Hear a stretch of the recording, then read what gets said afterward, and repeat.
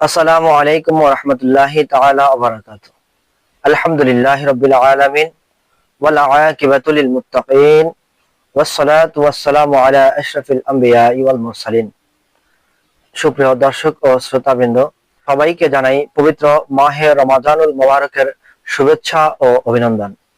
পবিত্র মাহে রমজানুল মুবারকে খালেস নিয়তে মহান আল্লাহ রাব্বুল আলামিনের ইবাদত বন্দেগীতে নিজেকে অর্পণ করব। নিয়তের ব্যাপারে ইখলাস অবলম্বন ও আল্লাহ তাআলার প্রতি একাগ্র হতে হবে। ইখলাস হলো সকল কাজ কর্ম ইবাদত বন্দেগীতে আল্লাহ পাক রব্বুল আলামিনের সন্তুষ্টি অর্জন করার নিয়ত রাখা। আপনাকে সতর্ক থাকতে হবে, আপনি কি লোক দেখানোর জন্য বা মানুষের কাছে নিজেকে প্রচার করার জন্য ভালো কাজ করছেন, নেক কাজ করছেন, নাকি আল্লাহ রাব্বুল আলামিনকে সন্তুষ্টি করার জন্য নেক কাজ করছেন।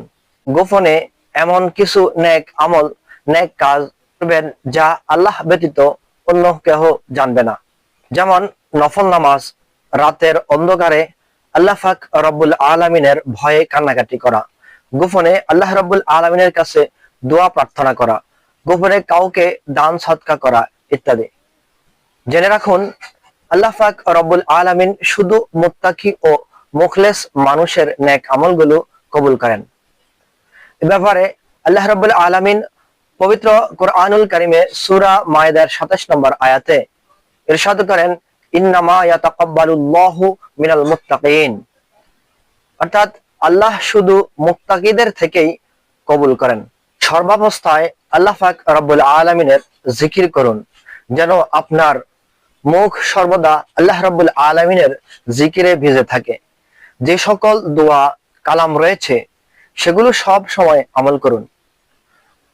পবিত্র কোরআনুল কারীমের সূরা আহজাব ৪১ ও ৪২ নম্বর আয়াতে আল্লাহ রাব্বুল আলামিন ইরশাদ করেন, ইয়া আইয়ুহাল্লাযীনা আমানু যিকুরুল্লাহা যিকরান কাসীরা ওয়াসাব্বিহুহু বুকরাতাও ওয়া আসীলা, অর্থাৎ হে ঈমানদারগণ, তোমরা বেশি বেশি আল্লাহ রাব্বুল আলামিনের জিকির করো এবং সকাল সন্ধ্যায় আল্লাহ রাব্বুল আলামিনের তাসবিহ পাঠ করো। তিনি জিকিরকারীদের সম্পর্কে সূরা আহজাবের ৩৪ নম্বর আয়াতে আরো বলেন, ওয়াযাকিরিনাল্লাহা কাসীরান ওয়াযাকিরাতি আ'আদ্দাল্লাহু লাহুম মাগফিরাতান ওয়া আজরান আযীমা। আর জিকিরকারী পুরুষ ও জিকিরকারী নারী, তাদের জন্য আল্লাহ পাক রব্বুল আলামিন প্রস্তুত করে রেখেছেন ক্ষমা ও মহা পুরস্কার।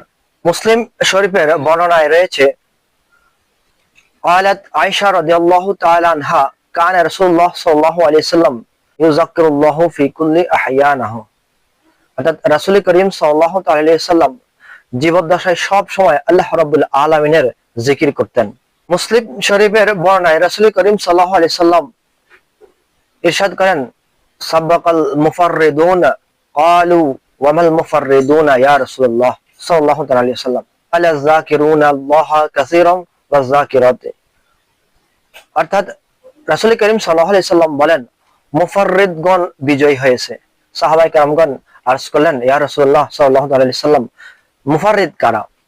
জবাবে রাসূল করিম সাল্লাল্লাহু আলাইহি ওয়াসাল্লাম ইরশাদ করেন, মুফাররিদ হলো সেই সকল জিকিরকারী পুরুষ ও নারী যারা বেশি বেশি করে আল্লাহ রাব্বুল আলামিনের জিকির করে।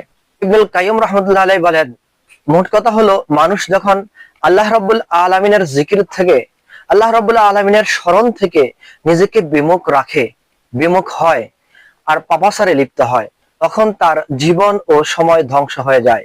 তাহলে আমরা বুঝতে পারলাম যে কোন ব্যক্তি যদি আল্লাহ রাব্বুল আলামিনের জিকির থেকে বিমুখ হয়ে যায়, আল্লাহ রাব্বুল আলামিনের জিকির না করে, তখন সে আস্তে আস্তে গুনাহের দিকে, পাপাচারের দিকে লিপ্ত হয়ে যায়। আল্লাহ রাব্বুল আলামিনের স্মরণ থেকে বিমুখ হলে সে গুনাহের দিকে লিপ্ত হয়ে যায়, আর তখন তার জীবন ও সময় দুটোই ধ্বংস হয়ে যায়। আর এটা কিয়ামতের দিবসে সে অনুভব করবে আর বলবে, ইয়া লাইতানি কদ্দামতু লিহায়াতি, হায় আফসোস, যদি আমি আমার জীবনের জন্য আগে কিছু নেক আমল পাঠাতাম। সুপ্রিয় মুসলিম ভাই ও বোনেরা, জেনে রাখুন, আপনার মৃত্যুর পর কেউ আপনার জন্য নামাজ আদায় করবে না, কেউ আপনার জন্য রোজা রাখবে না।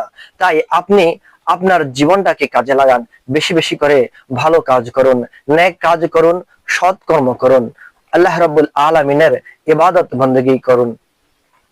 আল্লাহ রাব্বুল আলামিন যাতে এই রমজান মাসে আমাদেরকে বেশি বেশি নেক আমল করার তৌফিক দান করেন। আমিন। আসসালামু আলাইকুম ওয়া রাহমাতুল্লাহি তাআলা ওয়া বারাকাতুহু।